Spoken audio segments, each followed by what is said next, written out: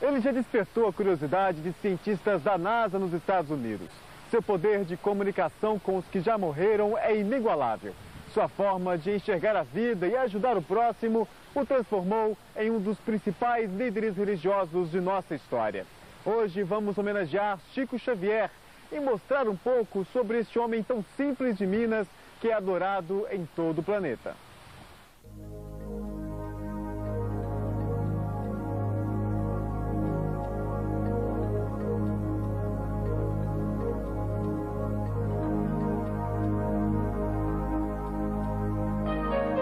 Ele é um grande homem, é um homem do mundo. Com essa psicografia dele, essas cartas, ele me deu força para continuar, para lutar. Mas enquanto a gente não recebe, a gente não acredita piamente. Somente depois da primeira mensagem que nós realmente começamos a acreditar. Eu sempre costumo dizer que o Chico Xavier caminha por uma estrada bonita. Eu desejo caminhar. A partida dele de Pedro Leopoldo deixa uma lacuna incrível aqui na cidade. O Chico foi embora para Uberaba. Talvez tenha sido para a gente também ter liberdade com a cidade.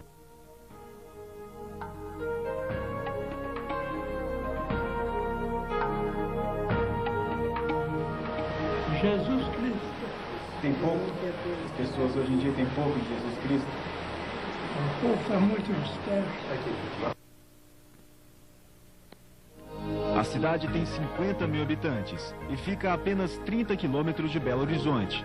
Pedro Leopoldo cresceu muito desde 1910, quando no dia 2 de abril nasceu Francisco Cândido Xavier, com a ajuda da mãe, que morreu quando ele tinha 5 anos de idade, e da madrasta, que o incentivou a estudar a doutrina espírita. O jovem rapaz superou os desconhecidos sintomas de sua forte mediunidade. Desde pequeno via vultos, entrava em transe profundo e conversava com os mortos, inclusive com o espírito da mãe. Tais poderes não lhe deram uma vida confortável como a de muitos outros homens. Antes de seu pai se casar novamente, Chico foi entregue a uma madrinha que o fez sofrer muito. Já era funcionário desta fábrica de tecidos desde os 8 anos de idade. Trabalhou numa mercearia e em seguida foi ser funcionário público, exercendo a função de datilógrafo por 32 anos, até se aposentar. Nesta entrevista, Chico deu a demonstração de que não carrega sentimento de mágoa por ter apanhado muito e ouvir de desconhecidos que era um louco ao ter contato com os espíritos. Uma recordação alegre, porque ela está impregnada de dever cumprido. Chico sempre esteve muito doente. Na infância, sofreu uma moléstia de pele e foi atacado pelo mal de São Guido. Já adulto, foi submetido a cirurgias de hérnia e angina. Sua visão até hoje é deficiente. Com tantos sacrifícios, o médium já ultrapassou 70 anos de parceria com os que já se foram, revelando um mundo espiritual ainda difícil de ser compreendido por nós. Foi aqui no Ribeirão da Mata, mais conhecido como Açude, que Chico, aos 21 anos de idade, avistou pela primeira vez uma luz muito forte e que se transformou em uma pessoa. Essa pessoa se apresentou como sendo Emmanuel, que fez um convite, perguntando a Chico se ele estaria disposto a trabalhar na mediunidade. Mas, para isso, ele teria que respeitar 3 pontos básicos. O primeiro, disciplina. O segundo, disciplina. E o terceiro, também disciplina. E não é que Chico aceitou? A conversa com Emmanuel está narrada nesta placa. O livro de bronze guarda um dos primeiros poemas escritos pelo mentor espiritual. O marco é uma homenagem ao filho mais ilustre da cidade de Pedro Leopoldo. O açude é cercado por uma mata, onde o médium passava nos poucos momentos de descanso, meditando sob a sombra de uma das árvores. Emmanuel teria sido em outras vidas Públio Lentulus, um senador romano na época de Cristo. Até hoje ele acompanha Chico Xavier e coordena todo o trabalho de psicografias dos livros de vários autores. Essa é a rua São Sebastião, no centro de Pedro Leopoldo. Nesta casa moravam Chico, o pai, a madrasta e os 14 irmãos. Mas a partir de 1927, a residência também teve que dividir espaço para a sede do Centro Espírita Luiz Gonzaga, que funciona até hoje e conserva alguns cômodos da casa da família Xavier. Foi neste pequeno quarto onde hoje funciona a Câmara de Passes que Chico Xavier nasceu. E neste maior, até hoje são realizadas as reuniões espíritas. Depois de 72 anos, os bancos ainda são os mesmos das primeiras sessões. Junto à mesa, a cadeira onde Chico Xavier recebia as mensagens está no mesmo lugar. E foi aqui, numa reunião como esta, que os espíritos enviaram o primeiro livro psicografado pelo médium, Parnaso de Além Túmulo, uma série de poemas publicada em 1932. Não demorou muito e a imprensa estampava a seguinte manchete: casos singulares que desafiam a ciência moderna. E ainda questionava: poderá um rapaz inculto escrever poemas iguais aos dos grandes poetas? A verdade é que nestas páginas estão obras de grandes poetas brasileiros e portugueses, como Castro Alves, poeta baiano que morreu aos 24 anos de idade. E no primeiro livro psicografado por Chico, assim escreveu: uma excelsa voz ressoa, no universo inteiro ecoa. Para a frente caminhai, o amor é a luz que se alcança. Tem de fé, tem de esperança, para o infinito marchai. Foi uma forma de tentar atestar a imortalidade da alma, que mais tarde chegou a custar manifestações de repúdio ao médium, partidas por pessoas que desacreditavam nos fenômenos ocorridos com o morador de Pedro Leopoldo. O médium ainda teve que responder a um processo movido pela família do escritor Humberto de Campos, que mesmo depois de morto, continuava escrevendo seus versos, e passou a se manifestar com o pseudônimo de Irmão X, afastando de Chico Xavier qualquer novo problema. Das 406 obras psicografadas pelo Chico e publicadas até dezembro de 97, a mais vendida ainda é Nosso Lar, que já está na 47ª edição, com 1.200.000 exemplares. O livro foi ditado pelo espírito que atende pelo pseudônimo de André Luiz, cujo tema intriga qualquer ser humano: a vida além túmulo. Nós temos muitos bons médiuns, principalmente no Brasil, médiuns espíritas, recebendo belas obras. Mas o Chico, diríamos que é a maior antena psíquica desse século. Então ele tem mérito. Nesta entrevista à extinta TV Tupi, Chico revela que não se beneficia de nenhum dos livros comercializados pela editora.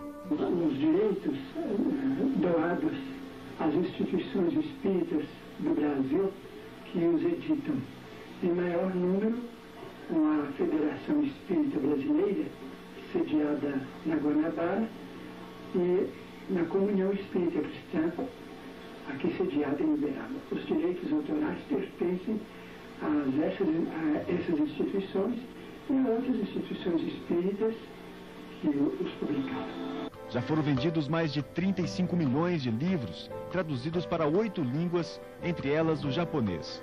Existem ainda versões em braille e hebraico, e é de Chico o recorde na vendagem de livros no Brasil. Na visão do senhor, que importância tem essas obras? Elas nos descortinam um horizonte novo, nos fazem entender a vida de outra forma, nos dão uma visão clara do plano espiritual, da reencarnação, nos dão a certeza da reencarnação, da justiça divina. Depois do intervalo, o momento de se despedir de Pedro Leopoldo, porque Chico Xavier teve que mudar de cidade e ir viver em Uberaba. E o encontro de nossa equipe com as irmãs do médium.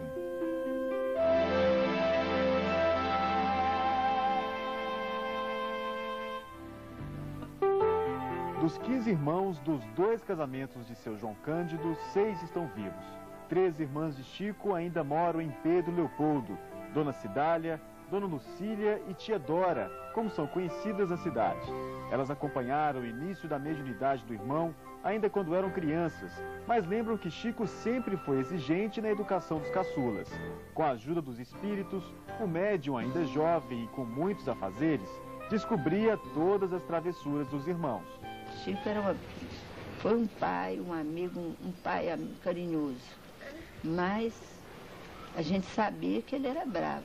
Então a gente tinha muito receio de fazer as coisas para magoar.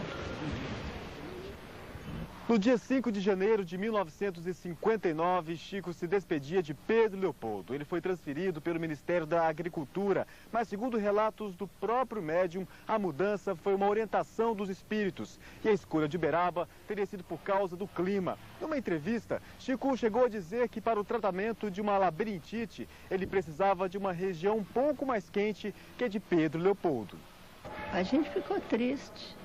Talvez tenha sido para a gente também ter liberdade com a cidade. A despedida de 39 anos atrás abalou os moradores da cidade. Entre eles, o historiador Geraldo Leão, que possui um grande acervo sobre a história do médium.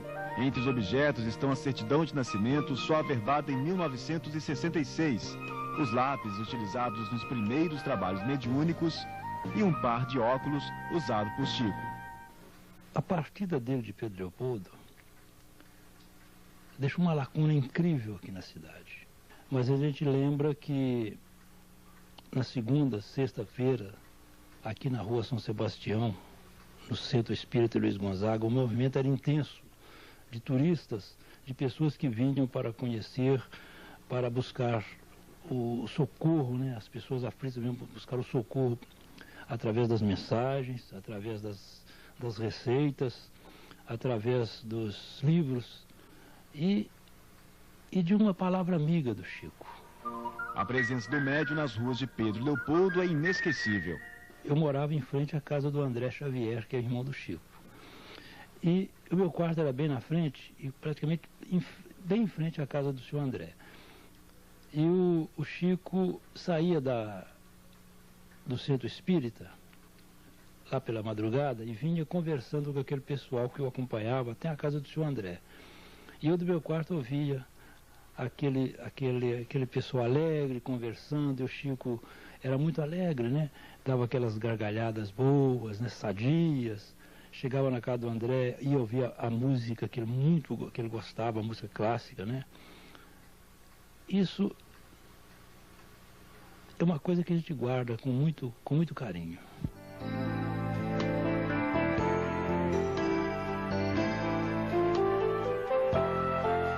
Dona Cidália Xavier lembra que seu irmão sempre teve poucas horas para dormir. O dia dele era assim, levantava cedo e ia direto para o trabalho dele, voltava às 11 horas para o almoço, voltava para o trabalho ao meio-dia. E era isso. Quando era 5h30, 6 horas, ele vinha em casa, tornava a voltar, só voltava meia-noite. Meia-noite, meia-noite e meia, 1h da manhã, porque ele gostava de psicografar lá também. A senhora ficava preocupada com ele? Porque... Eu não tinha preocupação com ele, sempre tenho preocupação com ele. Que tipo de preocupação a senhora tem? Eu amo demais o Chico e eu tenho medo, sim, que aconteça a ele qualquer coisa, mas Deus é maior, Jesus é grande e toma conta dele todos os dias. Apesar da distância entre Pedro Leopoldo e Uberaba, dos poucos encontros com Chico desde sua partida e das trocas de correspondências, Dona Cidália sente que o irmão está muito próximo. A senhora sente saudades? Demais, demais, mas sei que ele não está longe de mim. Eu sei que ele está sempre próximo de mim. O que faz a eu, senhora acreditar nisso? Eu acredito que a gente longe está mais próximo. Ele diz isso para a senhora, nas cartas que ele escreve? Não, eu que acredito nisso. Ele escreve muito para a senhora? Muito não. Ultimamente eu tenho escrito pouco, né? A senhora imagina muito por quê? Não. As condições físicas dele não dá condição para tanta coisa, né? Logo agora que ele começou a trabalhar de novo, está psicografando. E é uma felicidade muito grande para nós. Talvez pela vida difícil de Chico, cheia de dificuldades desde criança, com humilhações e perseguições, Dona Cidália se apresenta como uma grande seguidora e se emociona ao lembrar das dores do irmão. Ele é um grande homem. Eu não posso falar o que ele é para a humanidade, mas para mim ele é um todo, ele é completo. Ele é completo em tudo, na fé, o ânimo que ele dá para as pessoas. Só mesmo um grande homem é capaz. Eu amo Chico com loucura. Adoro Chico. Eu amo demais até. Um beijo para você, um beijo para todo mundo que ama Chico, para você, Chico. Um beijo gostoso. Te amo.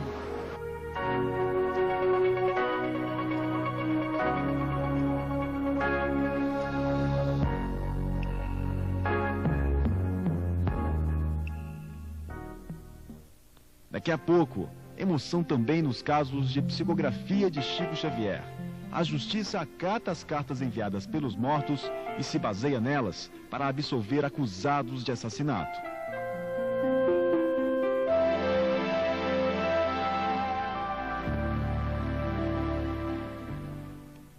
Há 22 anos, quando Goiânia não era tão grande assim, um caso polêmico na cidade mexeu com a justiça brasileira. Um rapaz foi absolvido num processo que o acusava de ter matado o próprio colega. O réu ficou livre da cadeia graças à intervenção do além. Foi mais um fato para tentar comprovar a veracidade das psicografias de Chico Xavier. O caso é narrado no livro Lealdade. De um lado, José Divino, o assassino. De outro, Maurício Garcês Henrique, o morto. E a fúria da família em busca de justiça. José Divino, hoje comerciante, teria realmente premeditado a morte do amigo? Nos depoimentos, a versão do acusado se baseia num acidente. Primeiramente, o que aconteceu naquele dia? Bem, ele foi me procurar cedo para a gente ir para aula, porque a gente estudava no mesmo colégio e ele ia para aula comigo de moto. Ele pediu um cigarro para mim e eu não tinha cigarro. Aí eu fui ao quarto de dispensa onde meu pai guardava cigarro dentro de uma pasta. E ele abriu a pasta do meu pai para pegar o cigarro. E ele não achou o cigarro. Achou um revólver que meu pai tinha na pasta. Ele tirou esse revólver da pasta, tirou as balas do revólver, eu vi ele tirando. Só que ficou uma bala engastalhada, ele não deve ter visto. Ele fechou o revólver e puxou o revólver na minha cabeça 2 vezes brincando. E eu danei com ele, porque meu pai não deixava, tinha ciúmes, não gostava desse tipo de coisa. Eu tomei o revólver da mão dele para guardar, só que eu não guardei o revólver. E nisso eu sou pra cozinha, minha mãe lavando vasilha, e ele pediu um cigarro para minha mãe. Minha mãe deu o cigarro para ele, ele acendeu o cigarro e entrou dentro do quarto. Quando ele entrou dentro do quarto, eu levei o revólver nele e puxei. E aí eu só ouvi o estampido. E ele caiu, o Zé, você me tirou. A casa onde tudo aconteceu já não existe mais. Hoje é um cômodo comercial no bairro de Campinas, em Goiânia. Maurício foi levado às pressas a este hospital, mas não suportou as dores no tórax provocadas pelo único tiro. A primeira reação da família do rapaz morto, aos 15 anos, era de vingança. E até então, nosso problema era prender o rapaz. Porque, afinal de contas, era um assassino. E aquele sentimento de justiça, de vingança, sei lá o quê, a gente tinha ele. Tinha ele bem enraizado. Para fugir do flagrante, José Divino, aos 18 anos de idade, viajou para São Paulo. Mesmo alegando não ter visto o amigo na hora do disparo da arma, ele passou a ser reconhecido nas ruas como um verdadeiro assassino. E o medo de uma condenação o perseguia, principalmente quando ficou sozinho. As pessoas, quando me viam, me chamavam de criminoso. Às vezes eu estava em festa, eu passava na porta do colégio, na época eu era rapaz novo. O pessoal gritava, criminoso, assassino. Nessa época, uma fase difícil da minha vida. Depois que aconteceu isso, antes de um ano do acontecido, eu perdi pai e mãe também. Eu fiquei sozinho. A perda do filho fez Dona de Janira procurar um conforto. 3 meses depois começou uma peregrinação atrás de um sinal que desse a ela a certeza de que depois de morto, Maurício estaria bem. A família recorreu à mediunidade de Chico Xavier. Mesmo assim, teve que esperar muito tempo para que finalmente o filho se manifestasse. 3 meses depois, logo que eu fui no Chico, que a gente passava ali 2, 3 dias nas filas, conversando uma mãe com a outra, trocando as dores. Aí 2 anos depois foi que eu recebi a mensagem. Mas antes disso, a gente já tinha mudado a cabeça, porque já tinha visto tanta coisa no Chico, né? Já mudou tudo. Depois disso, a gente já começou a pensar diferente, de tirar as acusações, Mudou, e não é só a questão de acusação também, é o alívio que deu, porque fora disso, por dentro, a gente tinha acabado, né? Eu tinha morrido, junto com ele. E quando foi que vocês começaram a acreditar que os mortos poderiam se comunicar com a gente? Até então era vazia. A gente via as mensagens, lia muita mensagem, comecei a ler muitos livros, mas enquanto a gente não recebe, a gente não acredita piamente. Somente depois da primeira mensagem que nós realmente começamos a acreditar. Porque as pessoas outras que leem a mensagem talvez não sintam isso. Mas a gente, como pai, tem coisas nas entrelinhas, palavras nas entrelinhas, que só a gente sabe, que só a gente conhece. E a gente vê que é realmente do próprio espírito, do próprio Maurício. Então foi aí sim que nós demos valor. Ao todo foram 22 cartas enviadas pelo filho de Dona Djanira e do comerciante José Henrique. Em todas, Maurício inocentava o amigo que disparou o tiro e pedia que a família não fosse adiante com o sentimento de vingança. Essa é a segunda mensagem, a terceira, a quarta mensagem, que ainda me chama a atenção, que meu coração ainda estava duro ainda. Apesar de receber, apesar de acreditar, eu ainda tinha aquele sentimento de justiça, de querer ver o rapaz preso. Aí ele me chama a atenção, que ele fala numa dessas mensagens lá que eu tinha que acreditar nele, que ele estava falando era verdade, que realmente o rapaz não tinha culpa. Ser pai é diferente de mãe, né? E realmente eu, depois dessa outra mensagem que ele me chama a atenção para que eu aceite as palavras dele como verdadeiras, foi a partir daí realmente que, apesar de acreditar desde a primeira mensagem, foi a partir daí realmente que o meu coração começou a amainar, eu comecei a ver, já não interessar mais na condenação do rapaz. Eu perdoei, mas a mágoa carrega. Não consegui falar que amenizou, que tirei a mágoa dele, não. Perdoei.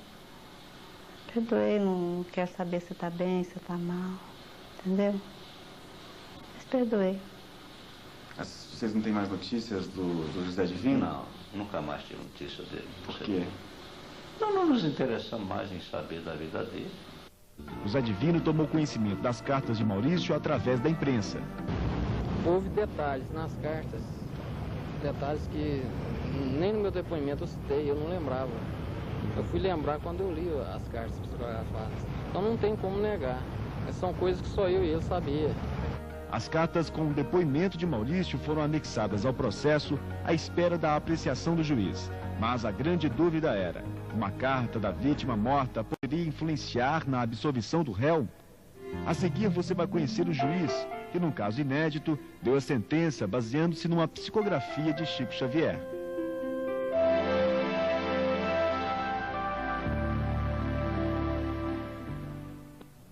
Eram férias forenses e o juiz Orimar de Bastos foi convocado a fazer o plantão em todas as varas criminais de Goiânia. Um dos processos era justamente o caso que se tratava do rapaz que matou o amigo. E pela primeira vez na história da justiça brasileira, nos autos constava uma carta escrita pela vítima depois de morta. Eu peguei o processo, olhei assim a primeira vista, achei que o processo meio complicado, eu afastei, deixei para depois. Decidi todos os processos e voltei nesse. Quando eu comecei a estudar o processo, analisar as provas, porque eu sempre fui criterioso nessa análise, eu esbarrei com a carta psicografada que o advogado havia juntado os autos. E essa carta me chamou a atenção, porque o morto estava narrando os fatos igualzinho o acusado havia dito no seu interrogatório. Foi o que me trouxe, eu me lembro bem que um é a página 100 e outro é a página 170. O interrogatório do rapaz na página 100 e a mensagem juntada nos autos, nas alegações finais do advogado de defesa, na página 170. Eu comecei a fazer análise do interrogatório e da mensagem. E vi que coadunava certinho um com o outro. Eu pensei, mas como que o Chico teve acesso a essa declaração? Foram noites de sono para a melhor decisão. Ali o morto explicava as razões, os motivos de ele ter sido morto. Aí eu fui analisar, inclusive, a perícia feita pela polícia. Na perícia ele explicava a direção da bala, o jeito que foi dado o tiro, que também essa explicação técnica colaborava com as palavras do José Divino. Então eu vi que não foi intencional, não houve dolo, como nós podemos analisar dentro do direito, quer dizer, não teve aquela intenção de matar. O caso foi a julgamento 3 vezes e em todas José Divino foi absolvido. Nas 2 primeiras pelo juiz Orimar de Bastos e numa terceira, já em júri popular, o rapaz foi considerado inocente por 6 dos 7 jurados. O promotor nem quis recorrer da decisão e depois de 4 anos, a justiça encerrou o caso. Perdi 6 anos da minha vida. Então, foram 6 anos enrolado com processo. Parei de estudar. Hoje eu poderia ter formado. Na época eu larguei de estudar, não prossegui os estudos. Só tenho que agradecer a ele e ao Chico, né? Colegas meus diziam, eu ia passando às vezes no corredor fora, falava, vem o juiz do além, juiz que decide do além. E isso foi uma crítica até que eu já estava encabulado. Será que eu agi certo, será que eu agi errado? Se não chega a tanto, pelo menos o juiz Orimar de Bastos, por intermédio de Chico Xavier, também recebeu cartas de colegas que já se foram. Ele veio receber uma carta psicografada, dirigida a mim, através do espírito do Dr. Adalberto Pereira da Silva, que foi juiz em Piracanjuba, onde eu também havia sido juiz, e ali ele veio narrando o porquê que eu fui envolvido nessa decisão. O juiz Orimar de Bastos hoje está aposentado, mas exerce a função de advogado no estado do Tocantins. As lembranças do episódio que quase levou José Divino para trás das grades deve virar outro livro. Juiz e réu se viram muito pouco. José Divino acompanhou toda a entrevista no salão do júri do Fórum de Goiânia, disfarçado de operador de iluminação de nossa equipe. Escutou atentamente o que nunca teve a oportunidade de ouvir antes. Se houvesse a condenação, o Divino hoje talvez seria uma pessoa estigmatizada. E eu acredito que a justiça foi feita. E a justiça foi feita, vão acentuar, graças àquela mensagem que foi ali dentro. Por isso que eu acredito, sempre falei e falo, temos que dar credibilidade às palavras de Chico Xavier. Porque se fosse qualquer um outro, talvez a gente não acreditava. Mas com o Chico a gente tem que acreditar. Você acha que o juiz agiu certo mesmo, José Divino?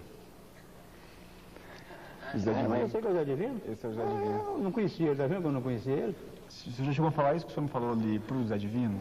Não, aliás, eu ouvi o José Divino uma vez só. Eu não conheço o José Divino. Agora você me falou que esse moço aqui é o José Divino, até foi uma surpresa que eu tive e tenho o prazer de dizer realmente, eu apliquei a justiça. Eu acho que se realmente você fosse condenado, você teria um estigma na sua vida. Porque eu tenho certeza absoluta, como eu disse no processo, você não fez aquilo por querer, aquilo foi um acidente. Eu tenho certeza que ficou marcada a vida toda você com isso aí. Mas eu acho que Deus é muito grande e você deve saber que foi uma aprovação que você teve, né? A família foi feita à vontade de Maurício inocentar o amigo. Há muito tempo, Maurício não se comunica. A última notícia foi dada pelo próprio Chico Xavier. Ele estaria estudando engenharia elétrica no plano espiritual. Mas antes de se dedicar à nova tarefa, o jovem deixou, através de Chico Xavier, mensagens para confortar a família. Peça a meu pai para que no íntimo aceite a versão que forneci do acontecimento que me suprimiu o corpo físico. Não se procure culpa a ninguém. Tudo está encerrado em paz. Outros casos, como o de Maurício, surgiram nos tribunais brasileiros. A Psicografia ante os Tribunais é um livro que trata justamente do assunto. Chico Xavier chegou a ser interrogado para um processo instaurado em Gurupi, Tocantins, em que um rapaz matou o irmão. Através do médium, o espírito do morto também pedia a absolvição do acusado. Mas e quando Chico partia? Será que os espíritos que se comunicam com o mundo através dele deixariam de enviar as suas mensagens e livros? Bem mais modestos que o grande espírita, alguns homens já trilham o mesmo caminho. Coincidência ou não, vivem em Uberaba e já trabalharam com o médium. Tanto que a existência dos discípulos de Chico Xavier já corre pelo Brasil. Nós estamos em frente ao Centro Espírita Aurélio Agostinho, onde trabalha o médium Celso Almeida. O centro fica lotado de caravanas do país que chegam a Uberaba na sexta-feira, dia em que são realizadas as reuniões públicas. A maioria é formada por mães que vieram tentar um contato com filhos que já desencarnaram. É sempre assim. Quem deseja receber notícias de alguém que já morreu, deixa anotado o nome e datas de nascimento e de morte do falecido. Mas nem todos são atendidos. Durante 1 hora, o espírita Celso Almeida utiliza um lápis e, com uma velocidade fora do comum, escreve notícias enviadas por moradores do plano espiritual. Em média, são 6 mensagens recebidas e todas são lidas para o público presente. O reconhecimento através de detalhes contidos nas psicografias é imediato. E não me falta o socorro daqueles que me chegam através da bondade de Deus para o auxílio que me socorre à dor da saudade. No sábado é vez de buscar ajuda de outro médium que também recebe mensagens dos mortos. Carlos Bacelli já trabalhou por vários anos com Chico Xavier. Nas suas reuniões, também realizadas aos domingos, está boa parte das pessoas que no dia anterior foram até Celso Almeida. É uma busca incansável de conforto para mães que perderam filhos em tragédias, como esta senhora, que saiu de Montevidéu, no Uruguai, atrás de notícias confortantes da filha. Esta mensagem me ha ajudado a sobrellevar o dolor da pérdida. Sentimento de alívio por causa do contato via carta parece não envolver somente os que ainda estão por aqui. Do outro lado da vida também a saudade. As boas lembranças do convívio com os encarnados partem junto com a alma. E quando ele disse que ele estava se sentindo um ator com tantos holofotes, isso ficou evidente, porque meu filho era uma pessoa muito alegre, muito brincalhona, e tudo que está aqui veio assim, dando um conforto que não tem palavras para explicar. Mas estes 2 homens seriam mesmo sucessores de Chico Xavier? E se o Bacelli partir primeiro que ele? E Chico acendeu uma grande fogueira e que nós, os outros médios, não passamos de lenha para essa fogueira, não é? E o termo discípulo de Chico caberia a Bacelli e Celso?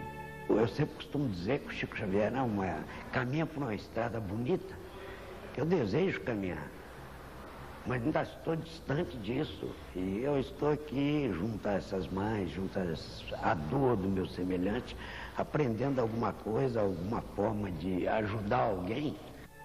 O curioso sobre as pessoas que procuram os médiuns de Uberaba é que a maioria, para buscar um contato com os espíritos, ignora a diferença das religiões. Essas pessoas vêm aqui trazidas pela fé em Jesus Cristo e na imortalidade da alma. E se aqui vêm é porque acreditam na possibilidade do intercâmbio com esses familiares de além-túmulo. Porque nós precisamos ainda entender que esse problema de religião, ele ainda é muito pequeno diante da vida infinita, não é? Nós não podemos encarar religião como nós encaramos, por exemplo, times de futebol. A peregrinação termina no Grupo Espírita da Prece. Depois do intervalo, você vai ouvir depoimentos de pessoas que convivem com Chico Xavier e ver a paciência do médium em apertar a mão de todos que o procuram.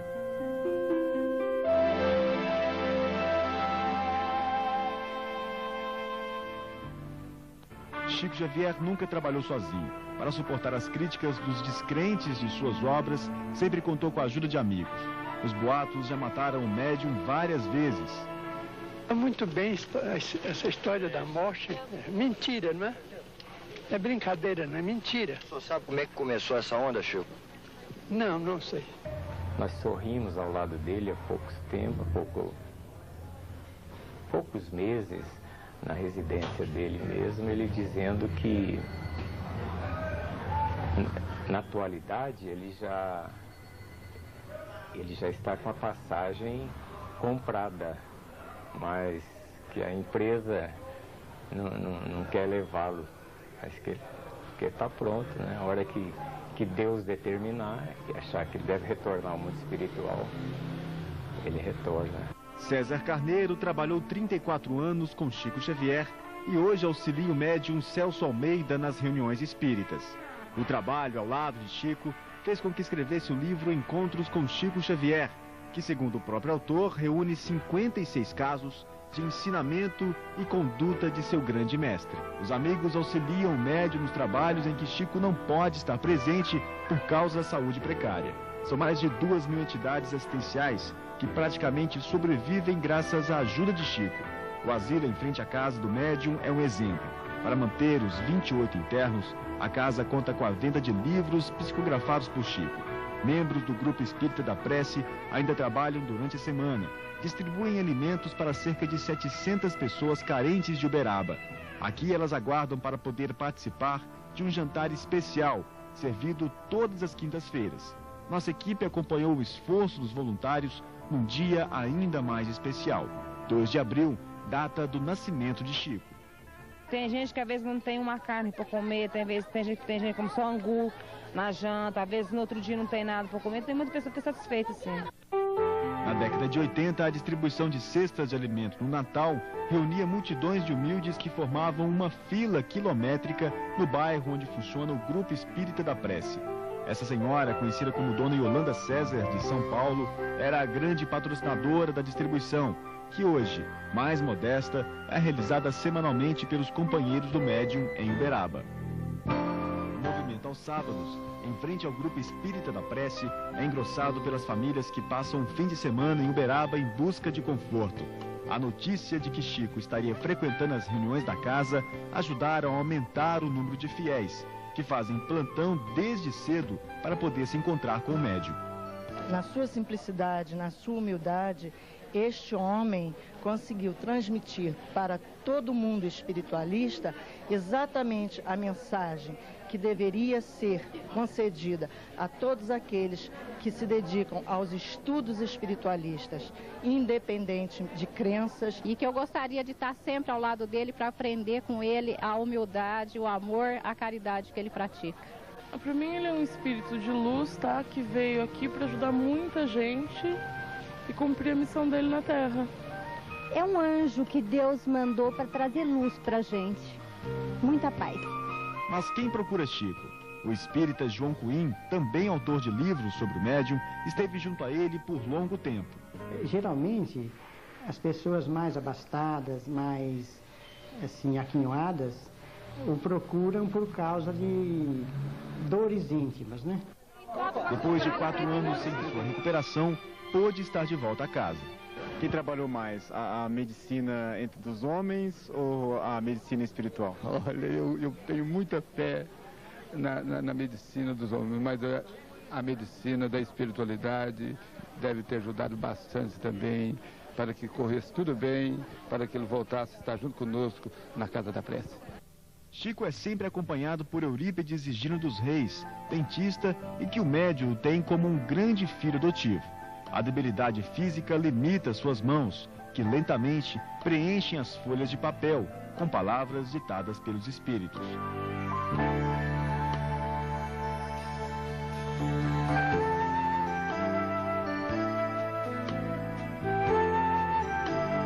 Nesta noite, vieram mensagens do poeta Cornélio Pires. Vale no mundo, fé em Deus e amor profundo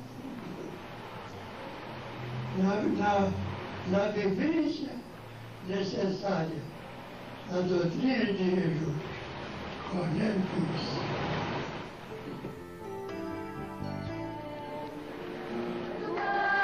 Da reunião espírita, Chico não vai embora. É chegado o momento mais esperado por todos. Para receber a multidão que quer vê-lo, foi organizada uma fila para que cada um possa realizar o grande sonho, que é entrar no centro e receber, mesmo que por alguns segundos, o cumprimento do médium.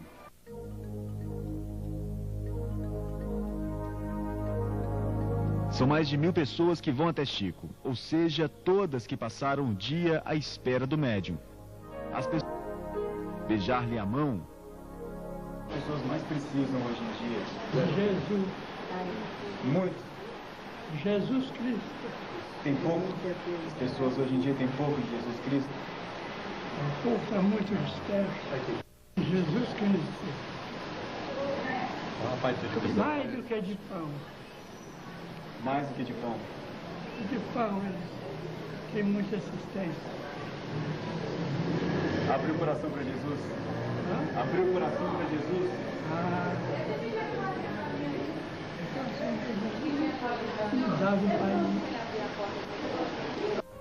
Mesmo com a saúde debilitada, Chico tem conseguido esse esforço. Só quando o último visitante, há 20 anos, a imprensa noticiou a visita de um cientista da NASA à Agência Espacial Americana, a Chico Xavier. Este jornal relata que um aparelho captou sons emitidos pelos espíritos e que a áurea espiritual de Chico foi sentida a um raio de 10 metros. um fato considerado extraordinário, pois, segundo o jornal, outros médiuns pesquisados mostraram ter, através de aparelhos, uma áurea com apenas 2 centímetros. Uma amostra do tamanho do seu poder, descrito da seguinte forma pelo médium. Desde 1927, quando eu psicografei a primeira mensagem, eu senti que a entidade tomava o meu braço, como se fosse um instrumento quase que mecânico para que ele pudesse escrever livremente. É como se o meu braço fosse um aparelho elétrico repentinamente ligado à força, cuja origem eu mesmo não posso precisar.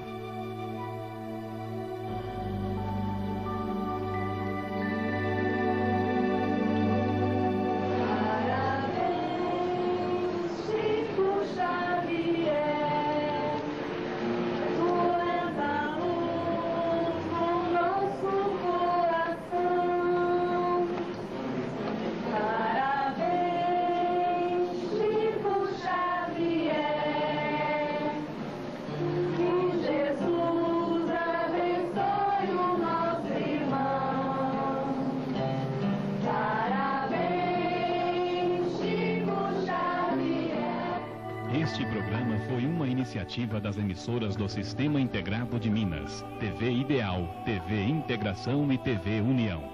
A sua produção só foi possível graças ao apoio expressivo do Dr. Eurípides dos Reis e da Comunidade Espírita do Triângulo. Agradecemos a Maria Luísa Mendanha, responsável pela produção deste programa. O Sistema Integrado de Minas agradece especialmente ao jornalista Fábio Castro, que com precisão e sensibilidade passou à tela toda a pureza e dedicação espiritual do grande médium e maravilhoso homem que é Chico Xavier.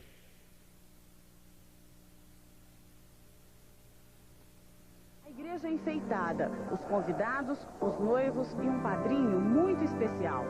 Chico Xavier chegou cedo para assistir o casamento de Daniel e Simone. Há mais de 5 anos, ele não saía de casa para eventos sociais. Ele acompanhou atento toda a cerimônia, assinou o livro de registro, aplaudiu, cumprimentou os noivos e tirou fotos. Depois, falou sobre a importância do casamento.